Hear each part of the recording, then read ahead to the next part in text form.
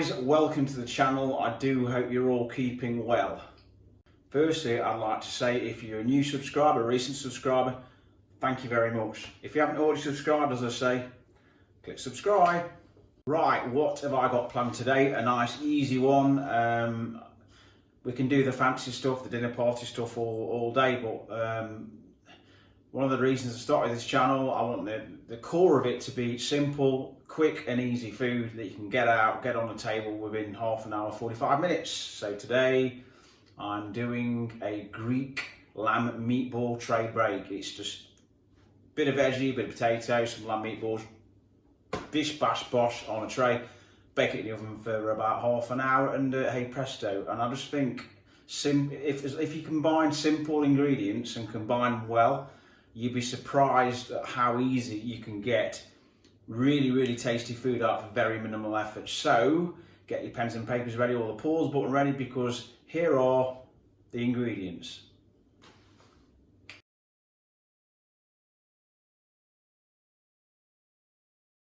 Right, I hope you got them. So let's get on and shape the meatballs. But firstly, preheat your oven to 200°C. Right, here we are. I've got 300 grams of minced lamb. Nothing special, really important. Let's get it seasoned up. Not too much salt because there's soy going in this, and that's very salty. Always generous amounts of black pepper. In with the soy sauce, as I mentioned, and in with the panko breadcrumbs. I know that I've put 2 red onions on the ingredients list, but my red onions are really small, so I'm using 3 small ones. So, and one tip for you guys is any recipe that you cook meatballs for and it asks for finely chopped onions, don't finely chop them unless you've got the knife skills of Gordon Ramsay. The easy way of doing it is grate it in, and then you don't get that crunchy, bitty texture like you can do with red onion in meatballs if they've not been chopped down properly. So this just makes life much easier. So with the power of editing, I'll go on and grate the rest of the onions in. Right, that's the red onion in the lamb mixture, the panko breadcrumbs. If you don't have panko breadcrumbs, they're available in most supermarkets, but if you don't have them, just get about 30 grams weight in bread and lightly toast it, and then just crumble them in. So the panko breadcrumbs, the red onion, salt and pepper and soy sauce. And like I've said before on previous videos, get stuck in there and massage it up, and just like you care about it.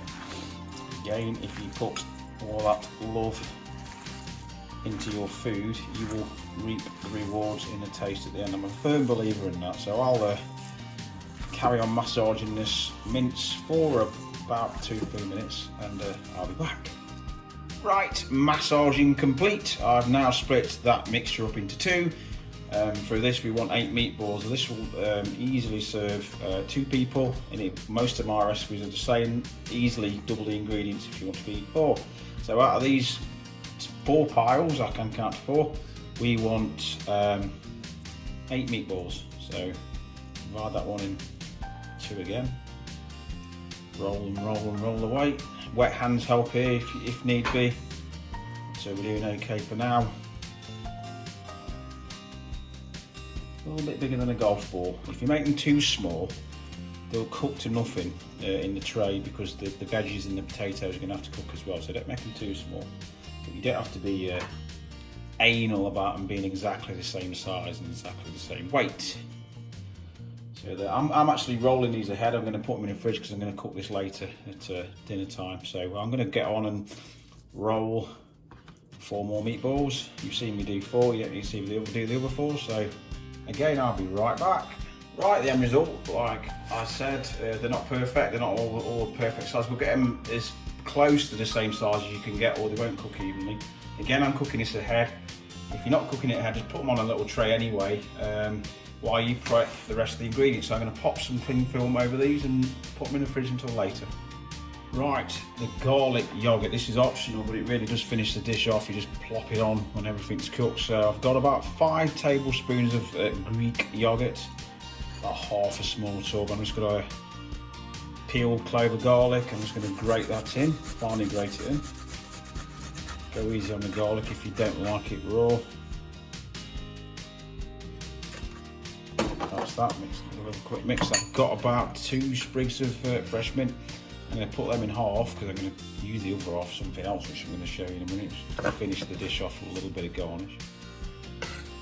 And like so. A little bit of salt. And just a smidgen of olive oil or extra virgin. Push the camera there. Give that a good old mix up.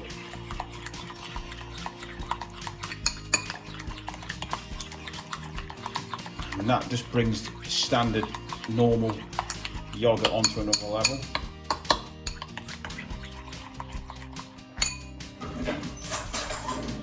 Quick taste. Perfect. I'll just put that in the fridge till I need it.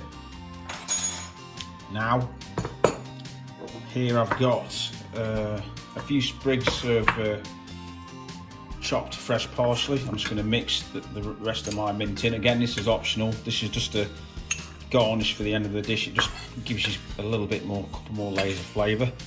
You can do that if you want. I recommend that you do. So about 2 sprigs of parsley and a sprig of mint in that. Right, a little bit of veggie prep. Again, I've put on the description that we need 2 red onions, but my onions are small, like I said when I was prepping the meatballs, so you can use as much or as little veg as you like. It's up to you. When it comes to the tray bake, as little or as much as you want, so just don't make your vegetables too small because they'll cook to nothing. So that's the red onions. This is a pretty rare yellow courgette. My wife grows these in the garden, so typically you're going to find them in green, so don't try and seek a yellow one out because you probably won't find one. Again, if you want to use 2 courgettes, and use 2, you can scoop that middle bit out there and have a little bit less water, but I won't bother. So again, not too small, nice big pieces. Stick that down the middle again.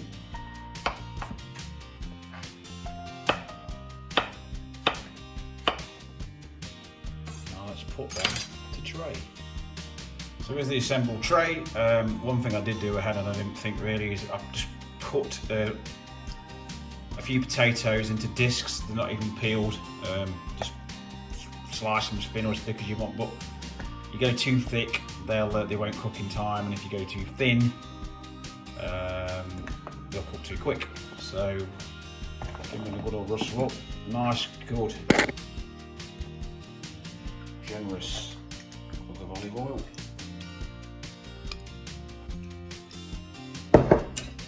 Salt.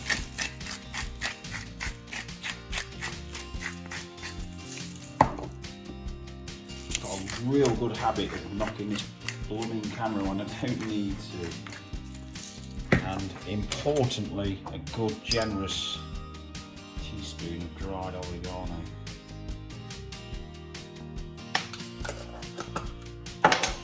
Roll your sleeves up, get stuck in them. It's really important that every little bit of veggie and potato has got some amount of olive oil on them. If not, they'll just burn. Get a good old mix up. Again, don't use a tray that's really small and just pile everything on top, because we like to social distance when we're tray baking. If you noticed, I've left a nice little compartment there. That's where the meatballs are going to go. So we're going to put these to the oven for initially 10 minutes, and then we'll pop the meatballs. We'll pop the meatballs on the same tray, and then cook for about another 15 to 20 minutes. If you put the meatballs on now, they'll overcook and dry out. We don't want dry meatballs, do we? So yes, initially 10 minutes to an oven, 200 degrees Celsius. So here we are 10 minutes later. I've added the meatballs. What we'll do is, you can see I've social distanced them because I like their own little place. A little bit of olive oil just to help them along so they don't burn. And while we're at it, we'll just turn our veggies. Give them a good old spin around. Oh, we lost one again. Lost more over the side, and now I'm in the tray. So yeah, they're cooking along nicely. So another 15 to 20 minutes, as long as your meatballs are cooked through. Make sure they're cooked through, no pink bits. So another 20 minutes in a 200°C oven. So here we are, our Greek lamb meatball tray bake. So all left to do now is a few dots of that lovely garlic yoghurt we made earlier. Save a bit for the table as well. Go in with that gorgeous feta cheese. It's probably a bit of overkill here, but I do love feta. And last but not least, the parsley and mint herb mix that we made earlier as well. All that's left to do now is tuck in. Thank you so much for watching, guys. I hope you enjoyed the video. Please give it a go, and if you do give it a go, as I say, leave me a comment and let me know what you think. Keep safe. I'll be back pretty soon with some more cooking videos. So until then, if you haven't already subscribed, as I say again, click subscribe. And if you've already subscribed, thank you so much. Take care, and I will see you next time.